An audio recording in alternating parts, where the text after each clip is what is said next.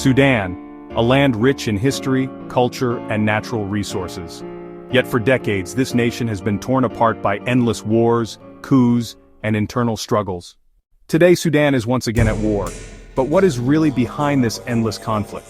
To answer this we must travel back through history, understand the players, and examine the role of the world around Sudan. The current fighting began in April 2023.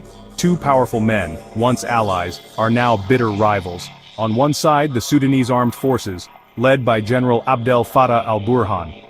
On the other side, the Rapid Support Forces, commanded by Mohammed Hamdan Dagalo, widely known as Hemeti. What began as a power struggle after the fall of longtime ruler Omar al-Bashir has turned into one of Africa's deadliest conflicts. But Sudan's crisis did not start in 2023. In fact, instability has been the story of Sudan since its independence in 1956. The country has experienced multiple civil wars, military coups, and ethnic violence.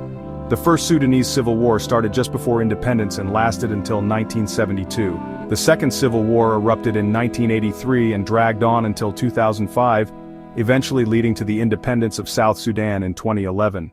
Darfur too became a symbol of human suffering in the early 2000s with brutal violence, displacement, and accusations of genocide. These cycles of conflict shaped the nation and weakened its institutions. Why has Sudan faced so many conflicts? One major reason is diversity. Sudan is a land of many ethnic groups, languages, and religions. Instead of unity, leaders have often exploited these differences, fueling divisions for political gain. Another reason is resources. Sudan has oil, gold, fertile land, and strategic position along the Nile and the Red Sea. Control over these resources has been at the heart of Sudan's power struggles. Omar al-Bashir, who ruled Sudan for 3 decades, built his power through alliances with the army and militias. Among these militias was the Janjaweed in Darfur, which later transformed into the Rapid Support Forces led by Hemeti. When Bashir was overthrown in 2019 after mass protests, Sudan stood at a crossroads. Hopes for democracy rose, but the military and RSF soon turned against the civilians who demanded freedom. By 2021, the fragile civilian-military partnership collapsed. Al-Burhan and Hemeti, once partners, became competitors for absolute control. As fighting broke out in April 2023, Sudan's capital, Khartoum, turned into a battlefield. Airstrikes, artillery, and street battles destroyed entire neighborhoods. Millions were forced to flee their homes. Hospitals collapsed. Water and electricity were cut. The humanitarian crisis became one of the worst in the world. The impact spread far beyond Khartoum. In Darfur, violence took a dangerous ethnic turn with reports of massacres and targeted killings. Other regions of Sudan also became unstable, threatening to tear the country apart.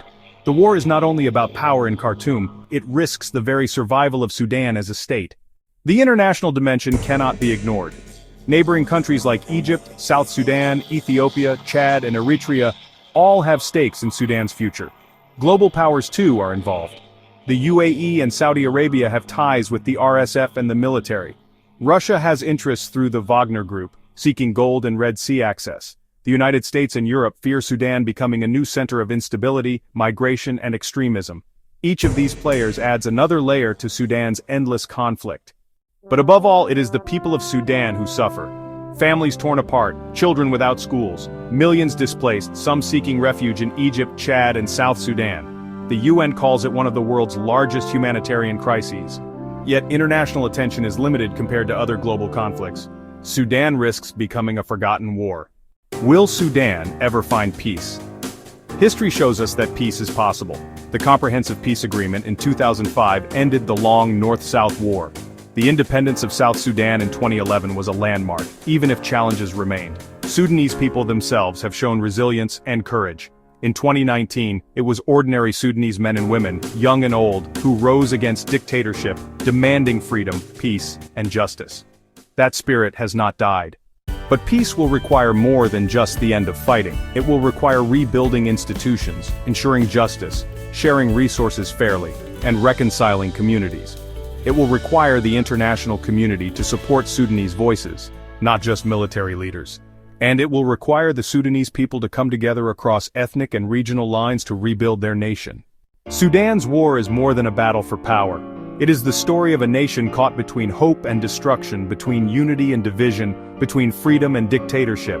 The world cannot ignore Sudan, because every day the war continues, more lives are lost, more futures destroyed. So we must ask again, will Sudan ever find peace? Or will the cycle of war continue forever? Only time and the courage of Sudan's people will decide. If you found this video helpful, don't forget to like, share, and subscribe for more insights into Africa and the world.